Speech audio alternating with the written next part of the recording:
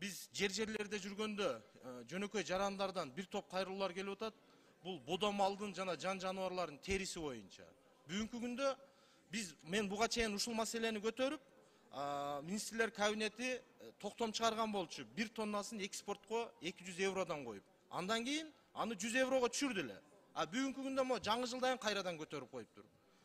Мо өзүңүзгө белгилүү жерлерде, айылдарда канчалаган ушул жан жаныбарлардын, бодо малдын терилери мусор болуп, иттер талага сүйрөп, ар кандай оорулар кооптуу болуп атат. Ошондуктан Алмаз Акымжанович, бүгүнкү күндө эми талада жаткан мусорду сатпайлыбы? Канча инвесторлор келип атат, бааны түшүрүп, пошлинаны түшүрүп, мамлекеттик бюджетке да канчалаган акча түшмөк бул жердечи, чем талада жаткандан көрө.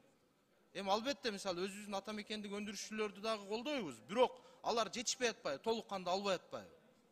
Керектүүсүн алып туруп, калганы талада мусор болуп жатат. Ошондуктан ошого да тез аранын ичинде экономика министрлигине Нурбек Өмүрбекович протоколдук тапшырма берсек, ушуну тез аранын ичинде жолго салсак жакшы болот эле. Рахмат, аппарат эске алгыла. Протокольный поручение бериш керек.